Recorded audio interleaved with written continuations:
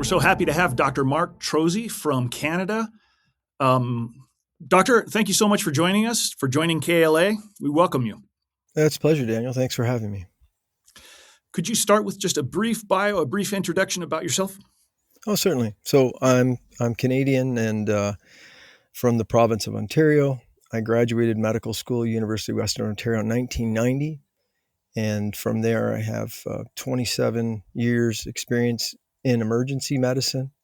I've taught medical school at 3 universities in Canada. The last decade before COVID, I mostly taught trauma medicine and critical resuscitation, taught doctors from across the country and around the world. And I'm a nature lover. And so my career up until the launch of COVID, I tend to work in situations where you really only have one doctor for all emergencies. So I did like rural emergency, which would mean that whatever happened within 100 miles, whether it was a car accident or someone, unstable, thinking about killing themselves, or a woman in birth, or a gunshot, or a kid with a broken arm or a leg, I did all that. So a really excellent career. I love my career. I had a fabulous record. I've never been fired from a job before COVID. I've never, my record with the medical college was really great. And then came COVID. And so when COVID came, everyone can remember where they were. I was essentially sitting in an empty emergency department while people were being told on the news that the emergency departments were full. So that was a bit odd right off the get-go. And then, so in an emergency department was empty and preparing for, we were told, a novel coronavirus.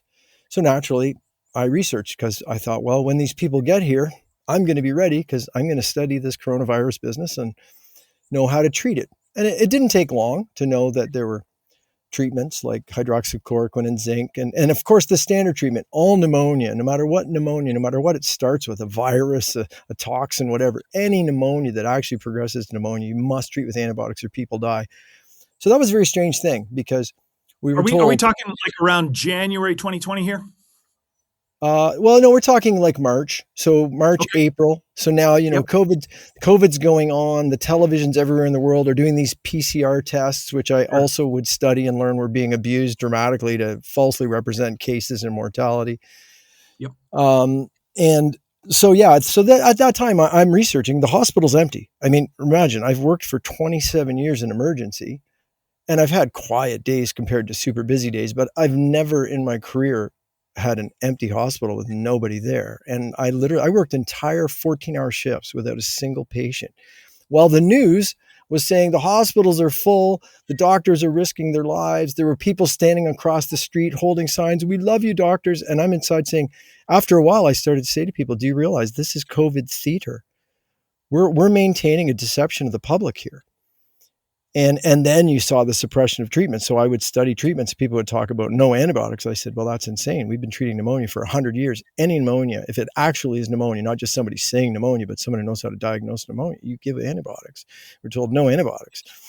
And then, so 2020 was a year where I did a lot of research and I learned a lot. Briefly, doctor, what was the reaction of your colleagues, nurses and doctors and administration at your hospital when you were early on pointing out that the emperor had no clothes?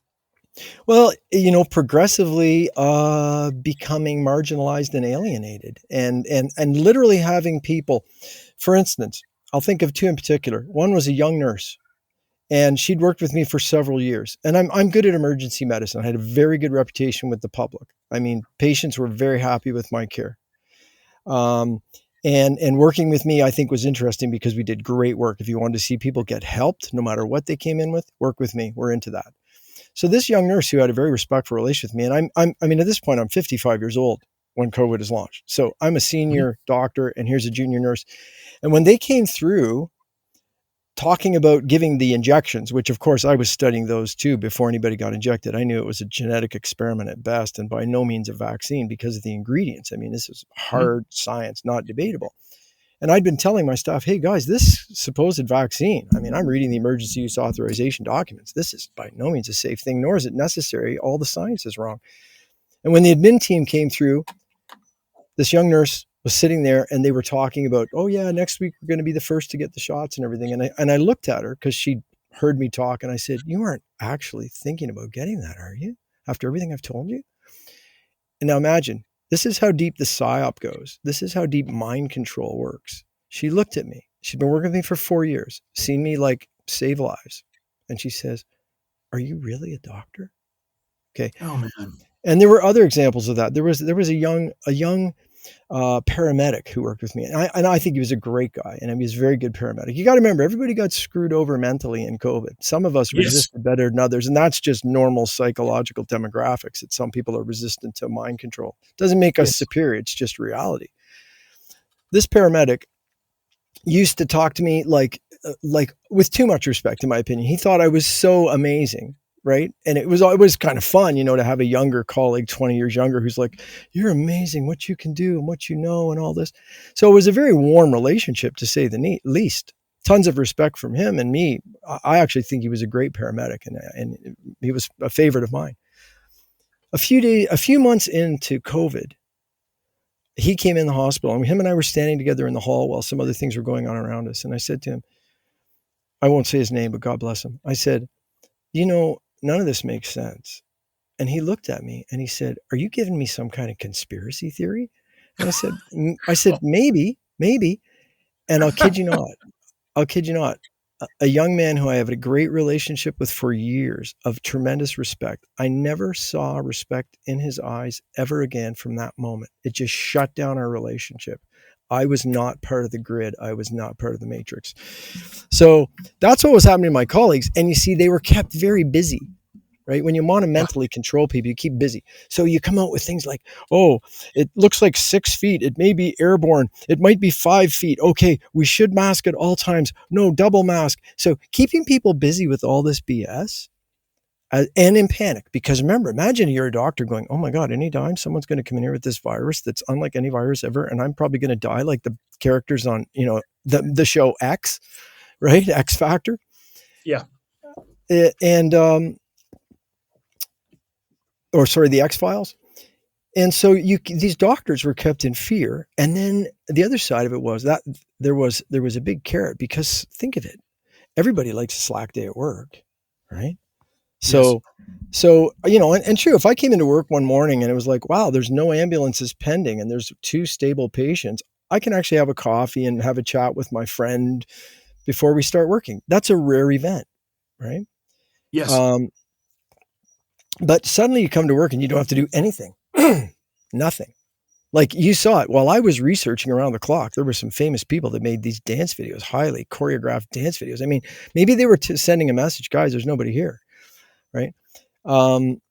But the people were kept very busy. There was enough fear to say, like, don't go against this. Right. And medicine is a bit hierarchical. Like even myself, I'm an emergency doctor. If you come into a hospital in the way I worked, I'm the guy, whatever is wrong with you, I'm the guy, I'm going to take care of you. But if let's say you have a rare infectious disease and I end up getting on a phone to a hospital far away and speaking with an infectious disease specialist about your case, yes, I'm probably going to follow his advice. So if he says, Mark, oh, you know what, there's an unusual, version of staph that could be problem in this person, give him this slightly different cefuroxime or whatever. Okay.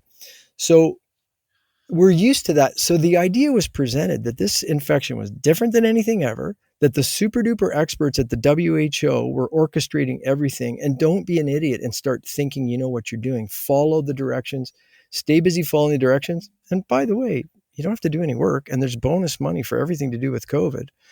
And at some point near the end of this, you're going to have the most lucrative injection campaign you've ever seen in your life, but you're going to have to take it, but you're going to have to believe in it. So, I mean, they were manipulated in every way. Yes. So the incentive to keep your mouth shut and go along with the program was huge. One thing that this reminds me of is your most recent video where it's a panel discussion.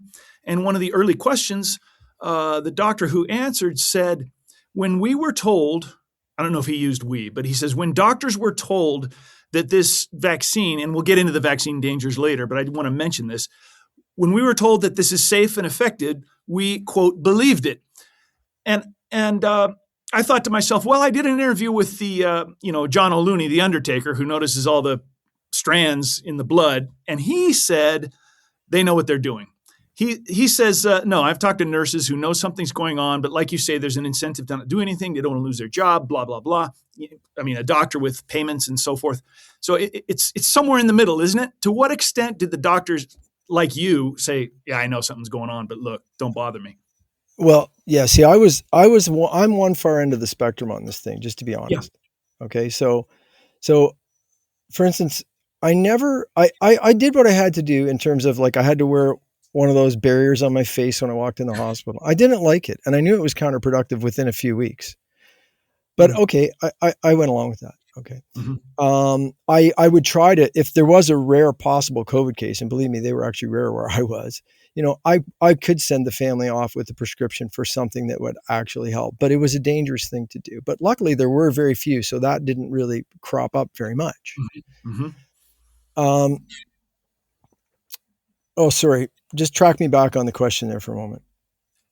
Yeah, the difference between doctors who buy into the story and actually believe it, and those who know something's going on. That's it. So whatever profession people are, there's a percentage of people that question things more, and there's a percentage of people who are conformists. Medicine has actually been sculpted since the Rockefellers took over in the early 1900s to progressively make it a hyper-conformist environment where the safe place is to do the same thing as everyone else. And it turns out big pharma's telling you what to do.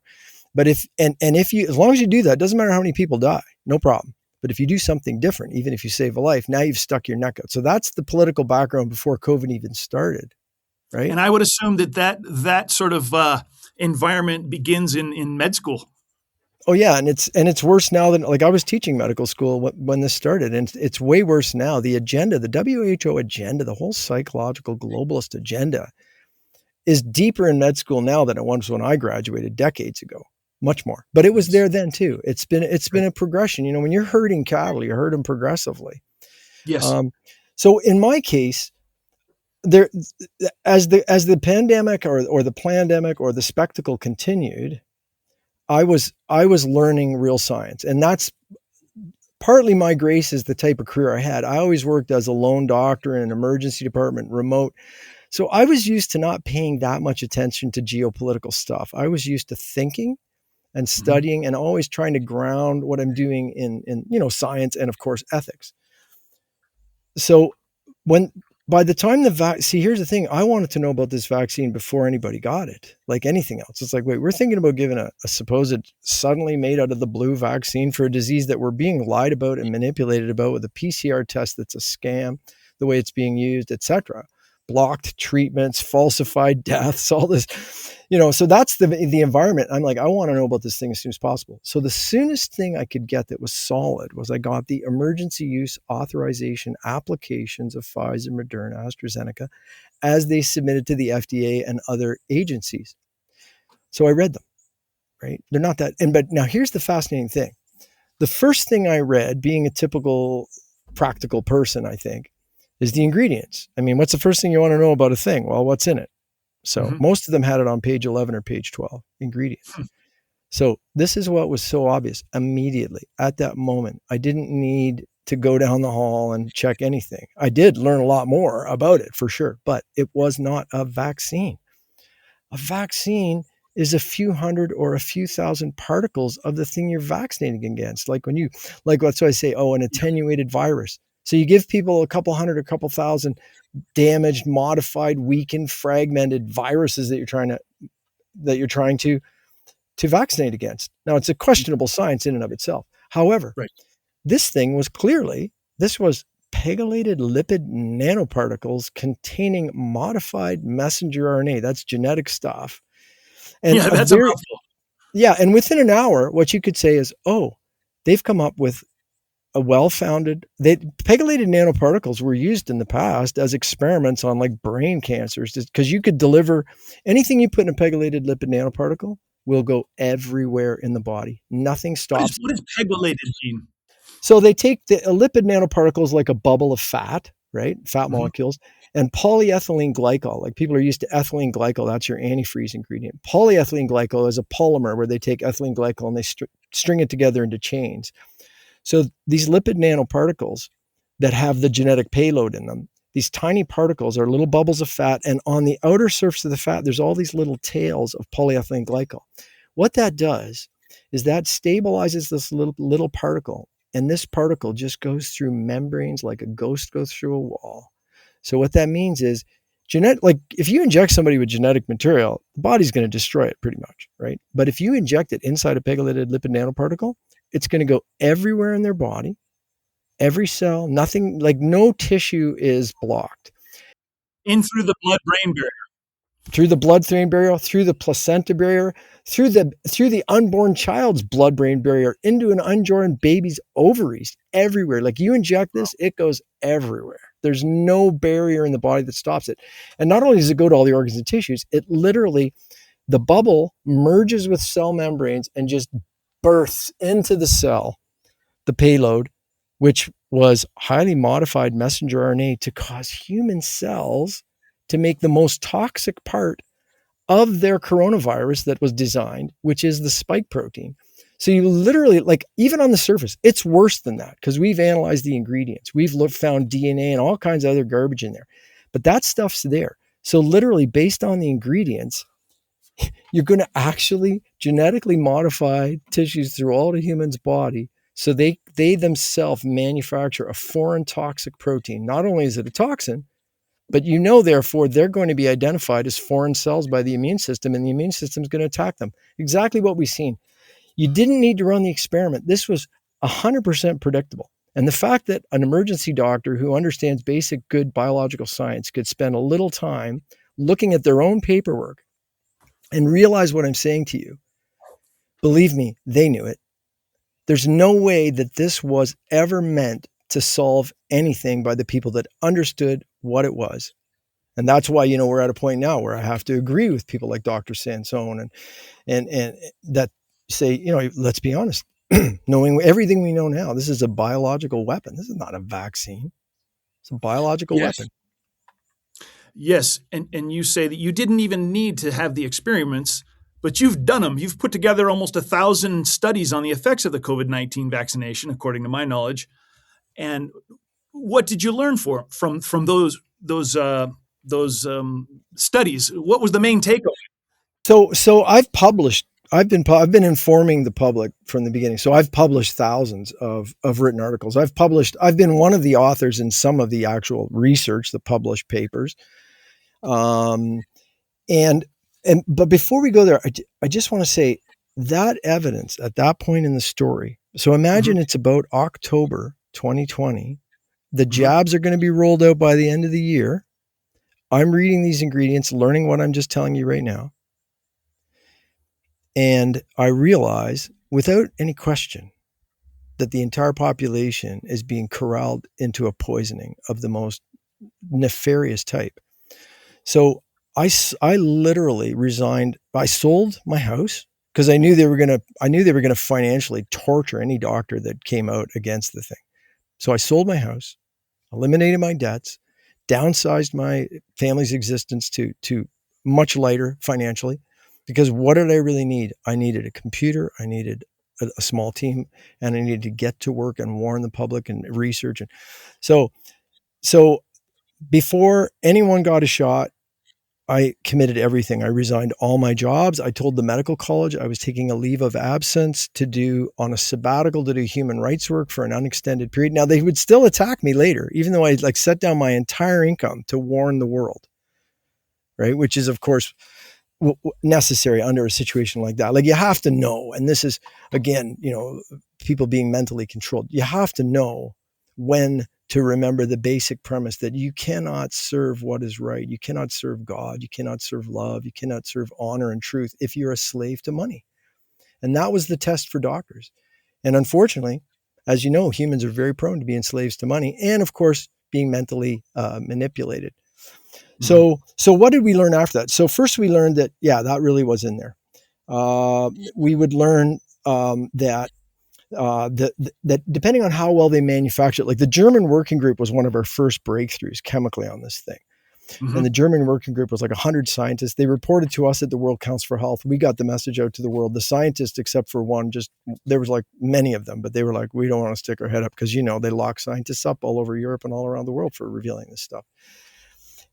So some of the things we found out then, one interesting one was the better it was manufactured, the more, which meant actually the more even those little polyethylene glycol chains were. In other words, the more stable those little delivery nanoparticles were, the more likely people were to die from those lots. So what it meant is the better the thing was made, the more deadly it was. That's one interesting thing. And we found tons of contaminants. There was a bunch of atoms. You're just like, what on earth is like that atom doing there? That's not part of any of the molecules. So with this spectroscopy, X-ray spectroscopy and various methods. So that was kind of a first layer of discovery.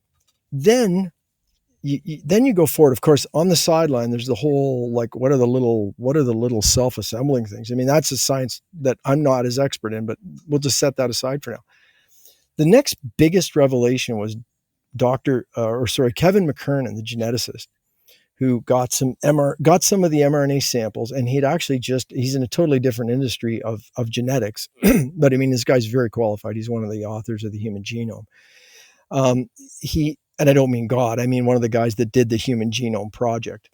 Mm-hmm. But anyways, he got some of the vials and he analyzed them using genetic analytical equipment and at a very high tech level. I mean, this guy's got the lab to do it.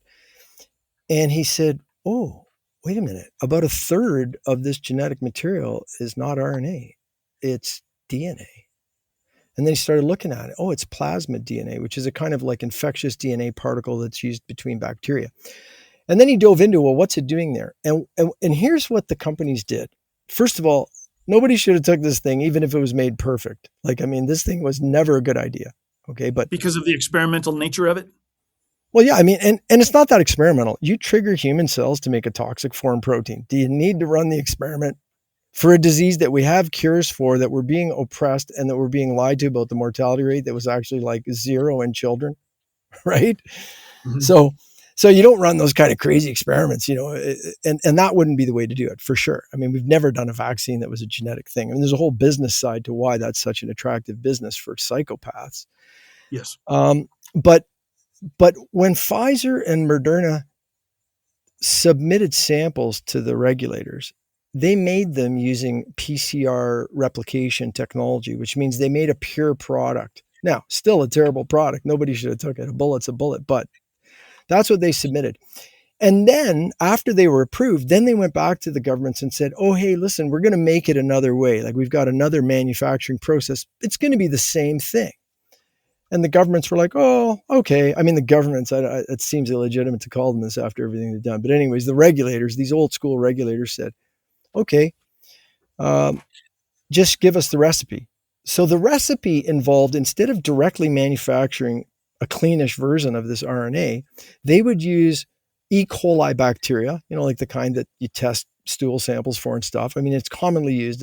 They would genetically insert stuff into it so it would make the genetic material in a DNA form. And then they would take that DNA form out of these vats full of bacteria and use that DNA to imprint and make the RNA. And then they would put in an enzyme and scrub out all the DNA, and it would just be pure RNA. That's what they told the governments. Now, there's 2 layers to this fraud.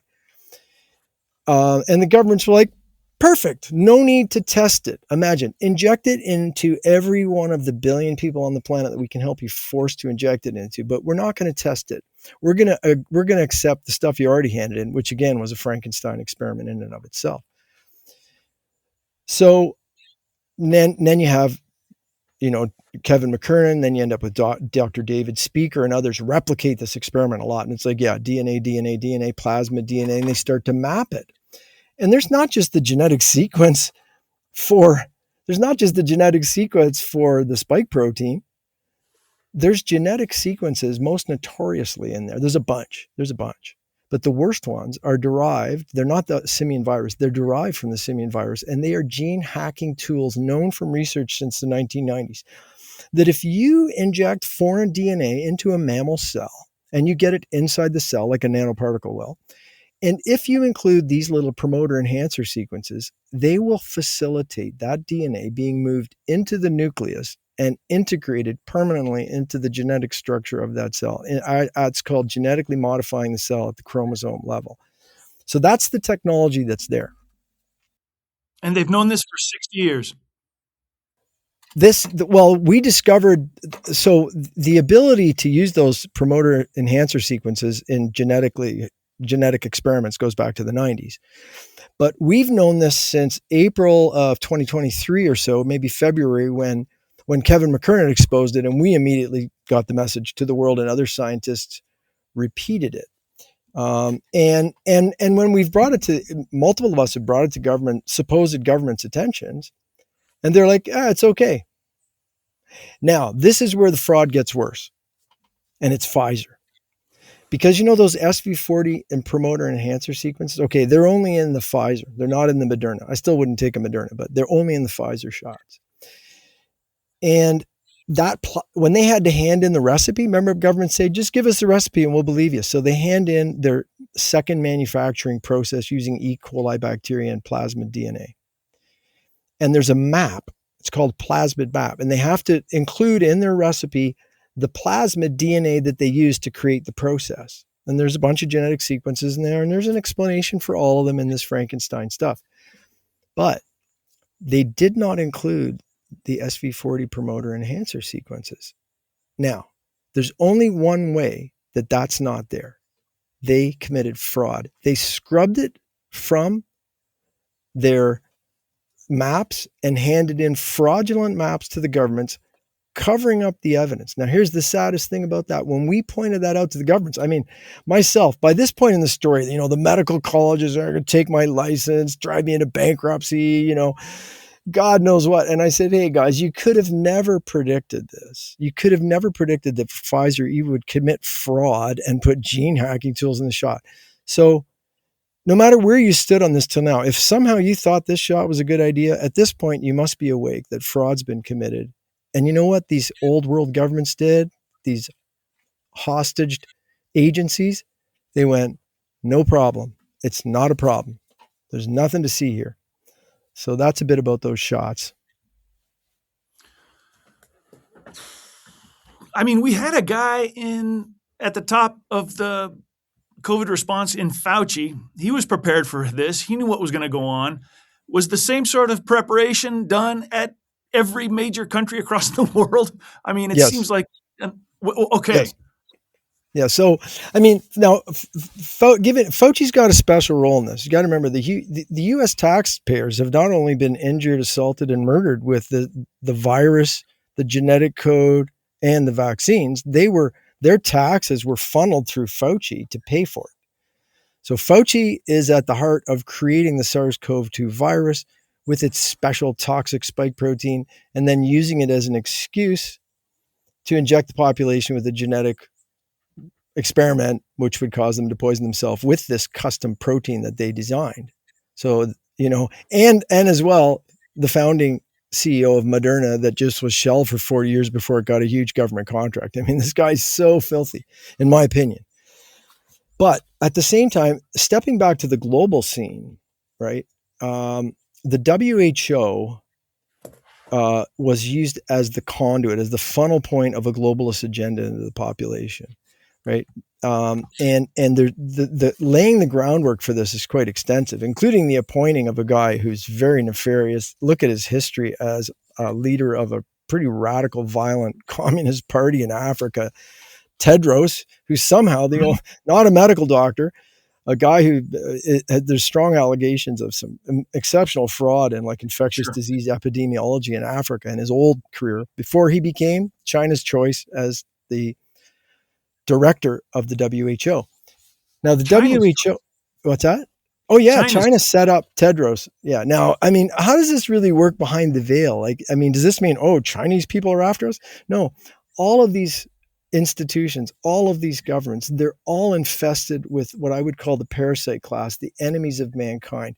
So you can't pick them out based on their skin color or their nationality. They have infiltrated all the old world institutions of the world, top down. And in the case of using health as a weapon against mankind, the WHO is the funnel point. Now look at how the WHO is funded. It gets a chunk of its funding from little people like you and me, taxpayers around the world, whose governments are involved in this thing that they should get out of, and they funnel taxes to them. But we don't have any say in how it's spent. The other funding, the other big chunk of funding for the WHO comes from voluntary funding. And if you look at the voluntary funding, most of it, by far, you can either trace back to Bill Gates or to Bill Gates's organizations. So you basically have this billionaire funnel point. Now, what's different about voluntary contributions? Well, you get to have some say in how the money's spent. So imagine that. The taxpayers of the world put in a bunch of money, a billionaire puts in a bunch of money, and then he gets to say how it's spent. And how is it spent? Well, at the very minimum, as an advertising organization, beyond advertising, they didn't just advertise the shots and this whole agenda. They forced it down the world's throats as it, under this false state of emergency. And then people like Billy Gates, who gave, tons of money to the WHO, that wasn't a donation. He made a fortune. Like, imagine if you could force the world to take your toxic shot. Like he said, I put in $1 billion. I took out $21 billion. And that's a long time ago that he reached that profit level. So, and when we look in our country, for instance, the WEF is very involved in this too. Like, when you talk about the globalist parasite class, they have a few organizations that work together, and the WEF and the UN are definitely in there. And WHO is part of the UN, essentially. And so, as Klaus Schwab, previous leader of the WEF, said, more than half of the Canadian cabinet is us, right? Mm-hmm. So you have a foreign entity, which I would argue is a hostile foreign entity. You have multiple hostile foreign entities, including the UN and including the WEF, running things. And I mean, the system of democracy is completely undermined. A combination of fraud, propaganda. Like in Canada, the current government, since before COVID, when they were under very strong allegations by the top legal authority in the country of obstruction of justice, and I'm speaking of SNC Lavalin and the great Jody Wilson-Raybould, who was our Minister of Justice at the time, who got fired for pointing out that the government was committing crimes. And then they embarked on a massive propaganda campaign, and they said, we're going to bail out the media. I mean, out of the blue, I think it was 2015, 2017, out of the blue, we're going to bail out the media. And literally they started dishing millions and millions of dollars to all these media outlets and turned them into propaganda machines, and now they're doing the same with our police. Remember that. Yeah. So, there's multiple ways that they're infiltrating and taking over the world. And another one is the administrative state. So for instance, why would every medical college in almost the world persecute to the point of criminal charges? Some were killed, doctors who would say the sort of things I'm saying, or try to treat their patients with this COVID infection in a way that worked and demonstrated. By no means did you need to experiment on them with a genetic so-called vaccine. It's because this WHO web is a backdoor into all the governments, and then the medical regulators are similarly hijacked. So, every medical college just goes along with the agenda, promotes the agenda. So whatever province you're in, whatever state you're in, whatever country you're in, doctors, nurses had their licenses revoked, got fired from their jobs. And this creates a false impression of a consensus because, unfortunately, humans, we are weak in terms of, we can be tempted to do the wrong things or not to think so that we keep our money in our job or feed our kids, which, I mean, these are important things. So you created this consensus where it looked like all the doctors agreed, but all the doctors were told to shut their mouths and do exactly this because that was the right thing. Just believe us. And if you don't, we're going to fire you. So you won't even be there to talk to the patients anyways. So this really did happen, folks. This really was a global agenda. Every country in the world pretty well. Wow. Hey, I got to ask, I have to throw this in. I'm in Montana in the Bitterroot Valley, just south of Missoula. I guess it would be about a 4-hour drive if I were to go up to Alberta. But we have a place here called Rocky Mountain Labs, which is, a level 4 biohazard research institution of the NIH. And I've heard it said that it's under Fauci, of course. And I've heard it said that lots of COVID-19 vaccine research was done here. Are you familiar with this institution at all? Not that particular one, but yeah, there was definitely a network of institutions that were used. Some of the research even moved into Canada at one point. And then, the finishing touches in Wuhan in terms of the virus and the genetic sequence of the virus. It's really the spike protein, which is the main modification, the weaponized part of this coronavirus is a parallel genetic sequence used for the injections to genetically modify people to make it. And I'm not familiar with that particular one, but it wouldn't surprise me because there was definitely a network of labs used. Mm-hmm. Mm-hmm. So after all of your research and all of your findings, did you end up losing your license, and how were you persecuted in that way or in other ways? Yeah. Well, that's interesting. So imagine it's early 2021. I'm on a mission to stop people from being fraudulently poisoned. And I set down my income. I resigned from my jobs. Like, imagine, I mean, I didn't take my career lightly. I worked very hard from the time I was a kid to where I was. But, and I told the college I'm taking a sabbatical, the medical college I'm taking. And true was, I did walk away from actual clinical practice. I've never actually made a dime since then doing clinical medicine, despite working way more than I ever have. And I began to publish the truth. So the first thing I published, for instance, was a simple video called "This is not a vaccine."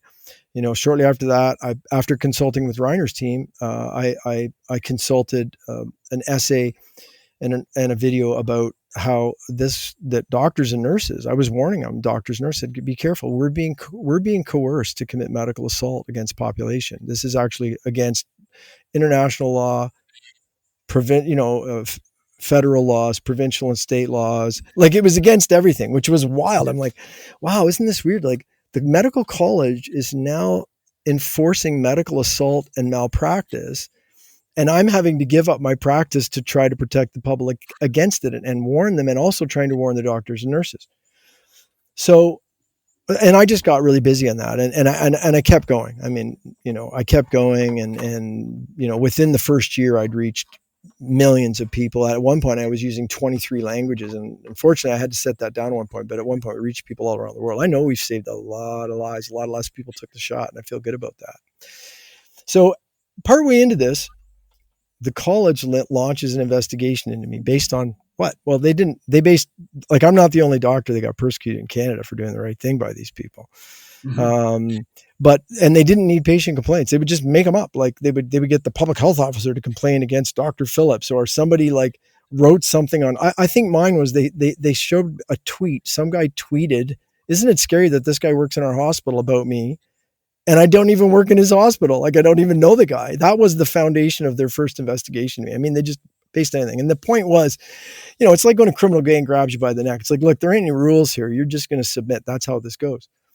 Now, on the other hand, I was more on a mission from God, which was to save lives. And I was like, whatever. In fact, my first, a real partner in this fight with me has been a good guy named Michael Alexander, who's a constitutional lawyer and committed a lot, given up a lot in this fight. And when he told me they were investigating me, I said, "Well, that's great." And he goes, "How do you figure?" And I said, "Well, if they've got 19 investigators investigating me, they're going to go on my website, right? And they're going to learn all this important stuff, because I'm not making it up. I mean, I might write articles for the public, but I reference science, I explain things." I said, "So I think that these investigators are going to go back to the leadership and say, no, we don't need to go after this guy. We need to call this guy in, or we have a major problem." And he's right. That didn't happen, to my surprise. A little further into the story, there was a group of really heroic doctors like Dr. Roisin Killian, Dr. Francis Christian, Dr. Stephen Maltos, Dr. Patrick Phillips. And anyways, and you know how when you guys had the Great Barrington Declaration in the US, we put out a declaration in Canada, but we also met because people that knew what was going on. Now remember, they really propagandized the public, so it's only a small portion of the population, but that's a lot of people that was lucky enough to know what Steve Maltos and Francis Christian and Mark Trozzi and Patrick Phillips and others were saying. And and they didn't want the shot in them or their kids. So they were desperate to get exemption notes because they also wanted to keep their jobs, because feeding your family, keeping your home, keeping your job, or your kids want to play sports and that's their dream. All these reasons, people were being coerced. So we really sat down and said, well, you don't need an exemption to be forced a medical thing. Like, that's crazy. Like, like, we're going to punch you in the head unless you have a note, right? Yes. But Yes. we said people are desperate. So we did a lot of research. I met with lawyers and we had conversations. And in the end, we said, well, the fact that you don't want it means you're exempted, because it's a medical crime to give somebody an injection they don't want. So we issued some exemptions and began this process. And when they saw that, anybody who initiated, if somebody would report to college, because people were conned, right? So, somebody owns a grocery store and they've got Yeah. one who comes in with their exemption, and the grocery store owner is like propagandized, living in fear in this whole psyop. And he's like, wait, I've got one worker who's saying not going to take the shot, and the rest of us are going to die because of him. So they would report them, and the college would go after whoever wrote the notes. So then they started another investigation into me. But this is where it gets even weirder, and it shows how sinister they've become. It's a bit of a sad thing. It's like, and you watch somebody fall that far from grace. Yes. There is a doctor named Dr. Crystal Luchke, and she's a good doctor too. And she went against the agenda. For instance, she wouldn't commit fraud on death certificates. When they said, look, this patient died of COVID, she goes, that patient died of stage 4 cancer. Mm-hmm. No, they died of COVID, change the certificate. Why would the administration of hospitals say change the certificate? Well, because remember that big flow of money from the WHO managed system? The hospital gets more money for a COVID death. Right. So, for God's sakes, if you can justify it, swab their nose. Hey, it turns out tons of them are positive when you do that. You can. Yes. So she went against things like that, and she spoke out. And then someone accused her of giving an exemption to a fellow who had a liver transplant, which of course would be a very good idea, though they never even proved it. But based on that, they went after this young doctor and began the process of destroying her clinic and destroying her young family and getting them to lose their home and all the things that they were doing. And they do it in front of the other doctors. So the doctor, man, you know what? Just go along with things. Yep. So her practice had been shuttered, like door closed, for 6 or 7 months, when the great lawyer I was telling you about, Michael Alexander, reached out to me and said, hey, Mark, you still have a license. It's got restrictions. And Crystal's practice, she literally had a patient commit suicide. And, these people desperately need their doctor. She had a different kind of practice than mine entirely, but a lot of chronic pain, a lot of elderly people that really needed that regular care, and they were falling apart. And so Michael said, could you go do the practice? I said, Michael, I'm so busy on a mission. I'm putting in 15 hours a day here fighting a war. I said, but here's what I'll do. I'll talk to Dr. Chris Shoemaker, who is another great truth-telling doctor from Canada. And maybe him and I can go to that town, the city where she lives, and bunker down. And between the two of us, we can take care of her practice, and we can both continue our activism, because he's been one of the best activists in our country for sure. So we went there. Now I have to tell the college. I have to, just report to them. I'm resuming practice. Because remember, I told them I'm taking a break for practice. I haven't even seen a patient while they're investigating me for malpractice or something, right? It's just crazy. So when I told them, on this date, I'll be returning to practice at this address. So you can imagine, like, You're going to go and save the doctor that we're taking down. Yeah. So this is what's crazy. And this verges on the spiritual side of things. So the day that I start that practice, the day I tell them that I'll start, they literally suspend my license the first afternoon that I'm there. So I literally got to see a morning worth of patients, right? And they suspended my practice. They launched another investigation into Dr. Shoemaker at the same time. And within a few days, poor young Dr. Lichke watched all her equipment leave the building and watched the end of her medical practice. But here's the thing that's crazy too, and why I said it's a bit spiritual, because these shots are super toxic. And anybody who can still think knows it. You can look at it a lot of ways. You can study the data, you can study the microscopy, you can just walk around your neighborhood and ask people, do you take the shot? Do you have cancer? And start looking at what's going on. It's a bit obvious to those that can think.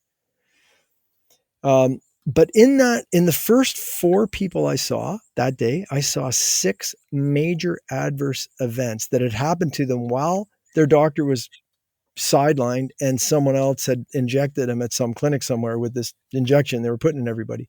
And by that, I'm talking New brain cancer, new lung cancer, big blood clots in the lungs, blood clots in the legs, hemorrhagic rash all over two of them for just an extra one, Bell's palsy. You diagnosed these things? This I've seen these people who haven't seen their doctor, who wouldn't have given the shot for 6 months. And these are what they've come back with. I mean, some of these things have been diagnosed, but during that 6 months, they got the shots and they came out. Yeah. So at a certain level, like, I mean, I'm mostly a doctor and a scientist, so, I don't go too far into the spiritual realm, but it's good to have at least, you got to have a leg on. At that point, it just was so obvious to me. It's like, wow, I've been so right about everything I've warned about. And it's so clear how wrong the medical college is, how they've literally become minions of evil. That on the same day, I would say all these people showing me, oh my God, I was right to try to stop these shots. Yeah. And over here, the college is like, we're getting you out of practice, boy, and you're not saving Dr. Litchke's practice. It's crazy, man. It's crazy. You needed that experience to get out there and have that one morning with those patients to prove everything. Yeah, not that. And I mean, in a way, I didn't need it because I've been studying the data from the beginning, and the data is so clear. I mean, this shot, when they rolled out these shots that we tried to stop, look at U.S. VAERS data. You had more death from one vaccine, supposed vaccine, from this shot alone in several months than you had deaths from all vaccines for all diseases, all combined for 30 years, all pooled together. I mean, the signal was so loud, and that's why, everybody that's been involved in suppressing that signal, like, you better ask for forgiveness and claim that you're in a psychological operation and mind control, but you can't take any credit. But otherwise, I mean, people need to realize, I mean, these people are serious about killing us. Not just me, all of us. Yep. Well, let's briefly talk about actual figures. I mean, however close we can get to the actual figures, what would you say is a ballpark figure of percentage of people who have taken the shot?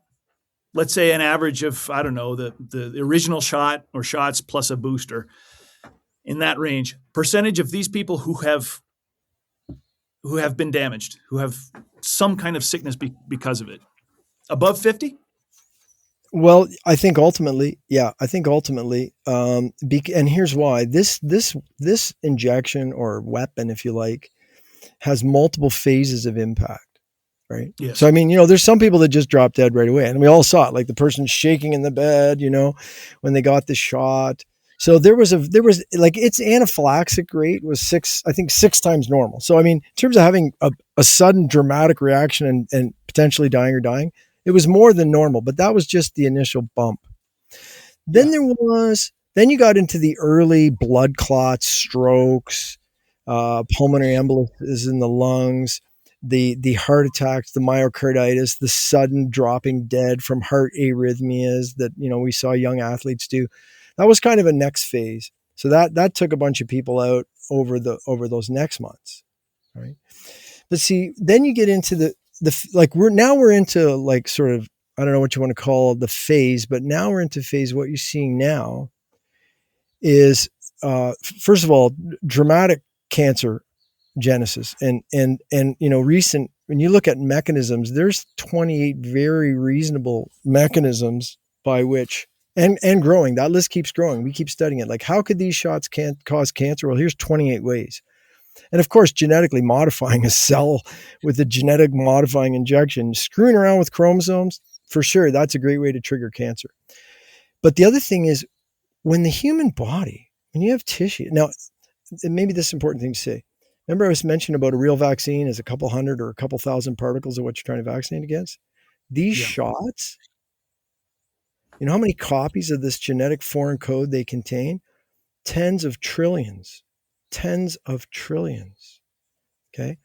So when you have that much delivery and you have cells throughout all the body, and, different people, the biodistribution will happen. That's why some people became quadriplegics, because it concentrated in their spinal cord. Their spinal cord started to manufacture this foreign spike protein. Their immune system then attacked their spinal cord and destroyed it. Right. And I've interviewed those people. I know those people. I visited them in the hospital. Right. Some other kid, it got into some of the conduction pathways in their heart, and their own immune system attacked that. and now they have a dysrhythmia, and you have a young kid who playing sports and just drops dead, right? But when you have the body producing this toxic foreign protein in large amounts and consistently, and it doesn't go away. They lied. They said, "Oh yeah, I've seen the Pfizer's graphs, but I've seen the real graphs from the laboratory." We have people still producing this toxic protein 700 days after the last injection. That's pretty permanent type of thing, and we don't know when it ends for some people, if ever, or while they're alive. But when you have a foreign protein being produced en masse, your immune system gets really busy. It gets really busy dealing with this protein. It gets really busy attacking people's own cells where the spike proteins produced, because they look like foreigners. I mean, imagine if I had like a hat from another company on, you'd be like, he doesn't work here. So when a cell starts producing spike proteins, immune system like, whoa, foreigner, attack it. And it should, and it does. So the immune system gets really busy, and you have all kinds of autoimmune diseases. And there's another element of that, which is the way they made this modified messenger RNA, in addition to mostly making like 75% making this toxic customized spike protein, it just makes a whole bunch of protein random junk. And all that random junk can trigger an autoimmune disease, because any random protein might resemble a protein of your own cells or some of your own tissues, so that your immune system is triggered, basically immunized against yourself. It's triggered against this protein, but that also means it's triggered against part of your body. And we're seeing a massive swell of autoimmune diseases, and they're almost all being misdiagnosed, because doctors that are still in the system, they're not allowed to even think about or talk about what I'm saying. So they say, oh, well, this person has lupus. Yeah, they got lupus, an autoimmune disease, but they have it for a different reason than they ever did before. And if you're not dealing with that underlying cause, you're missing the boat. You can still bill the patient, you can still bill the government, you can still pump them full of drugs, you can still fill out the death certificate, you can still make all your money and pat yourself on the back, but you've missed the boat. But do they have to report? Okay, let's say that the lupus is diagnosed. Don't they have to at least take a stab or take a shot at what happened? Shouldn't that be on the report? Like the cause? Yeah, let me tell you a few stories that demonstrate that. Charles Hoff is one of the great Canadian doctors who continues to do the right things. And a bunch of people were injected in the rural community where he practiced emergency and general practice and family practice in British Columbia, and a largely indigenous, or, we say native community. Anyways, a bunch of people got injected, not by him. And I think he was actually away at the time for like a week vacation or 2-week vacation or something, came back, and he's got these patients with all these neurologic problems. They're dizzy, they've lost their balance, and he's like, what's going on with my patients? And he starts doing tests, and he tests their D-dimer, and he realizes, oh, look at this. They all have increased blood clotting, which of course the clot shot, that's a whole other, there's many mechanisms how these shots work, and blood clotting is part of it. And so he reaches out to the college, and he reaches out to the Ministry of Health and says, hey, I've got these patients who have these new neurologic problems. They have elevated D-dimers, and what's going on? Like he just reaching out for help. And the response he gets is essentially nothing's going on. There's no connection. And so then he says, well, I've got to get these people help. So he tries to get some neurologists. So he refers them to a neurologist. And the neurologist says, like when he sends to the neurologist and says, yeah, these people had this vaccine and now they have this reaction, the neurologist says, well, I don't treat vaccine reactions. I'm a neurologist. And he goes, yes, but it's a neurologic reaction. And they say, yeah, but I can't treat it. You have to go to a vaccine specialist, a vaccine injury specialist that the government sets up. So you go to them, and you know what they say? That's not an adverse event. That's got nothing to do with it. And if you persist, Dr. Hoff, we're going to come after your license, which they did.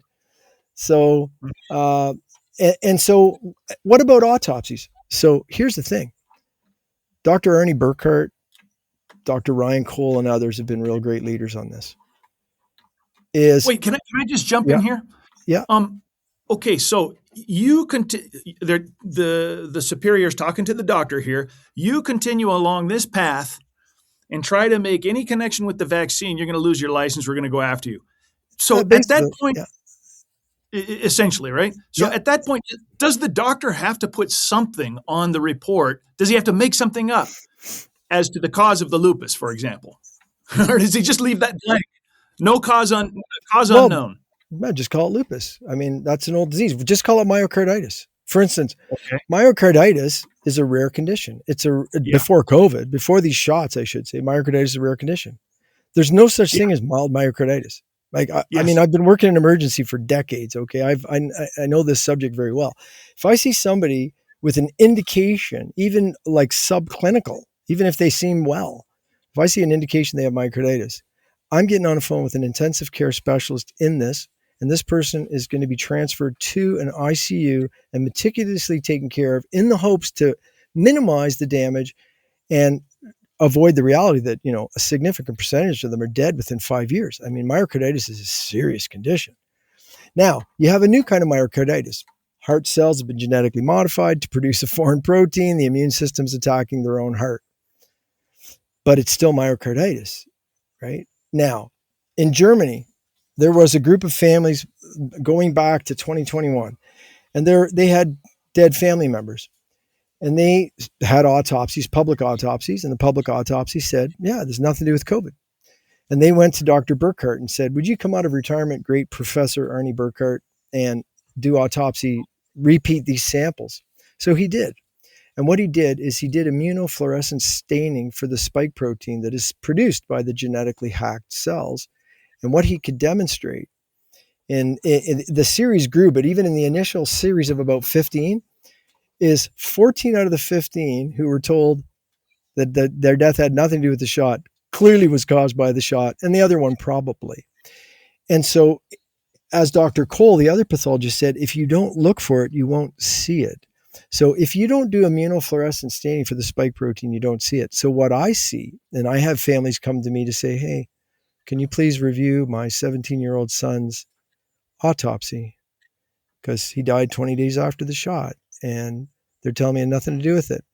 And I go through these autopsies that are done in Canada where nobody's doing the proper testing. And they go to great lengths looking for things, like looking for rare genetic disorders that might be a cause for him to have an unexpected heart arrhythmia to cause him to drop dead like he did. And they don't find them. Pages of this, pages of genetic screening, they don't find it. And all this stuff. And in the end, they say, well, he died of a sudden heart arrhythmia, probably of an unknown cause, and it doesn't have anything to do with the vaccine. But if they did the proper test, they would see it clearly was due to the vaccine. And we actually had that young man, some of his tissue samples, some of our police, because our police got fired for being real police too. So they formed organizations to try to help the public. And they got samples down to Dr. Cole's lab before Dr. Cole's lab was shut down by persecution there in the States. And yeah, definitely that kid, he died from the shots too. And there's a lot of it.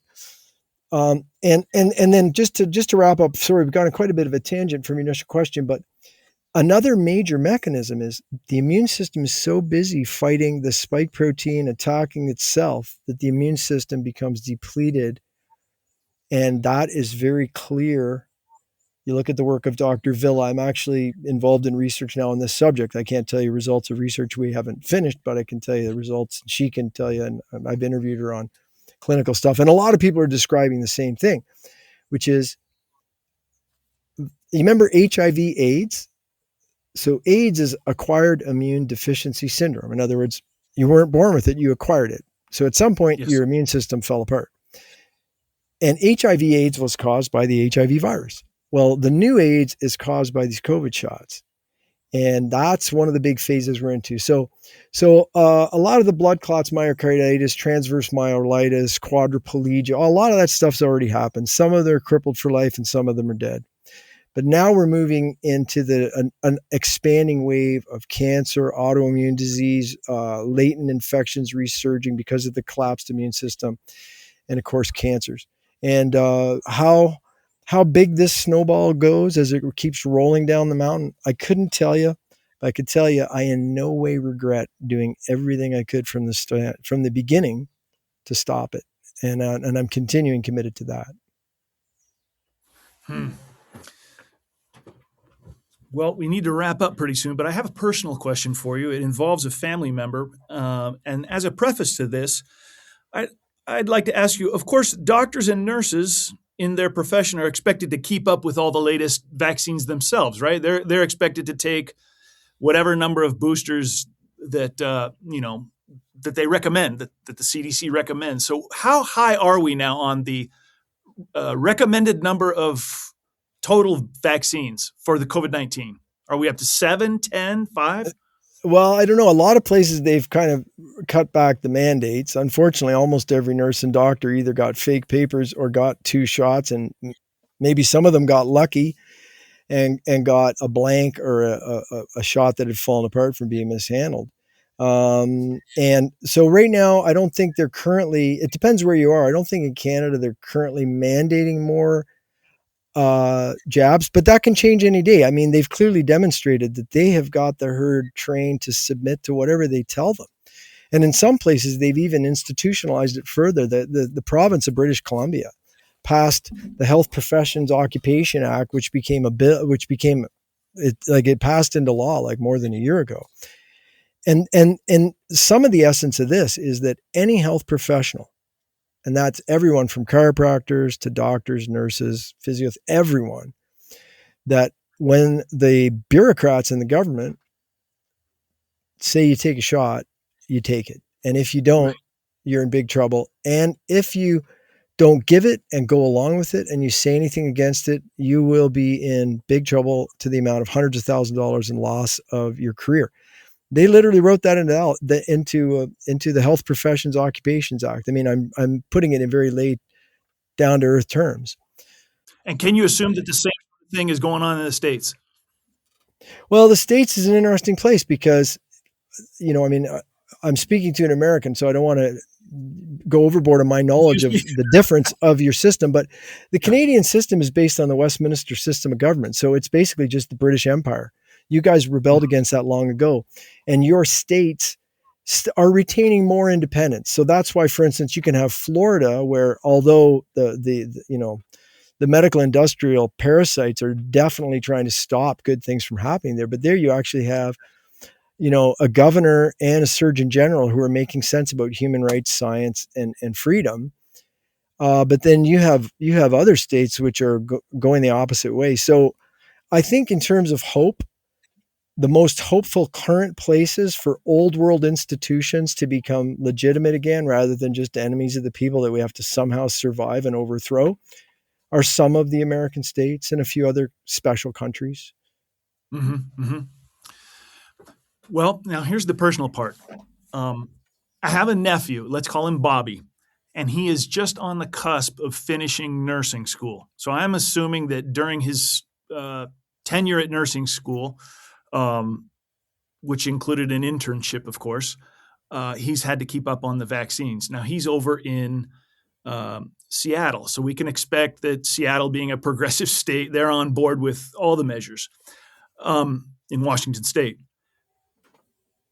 I have reason to believe that he might have been somewhat damaged by the vaccines he's taken. I can't say for sure.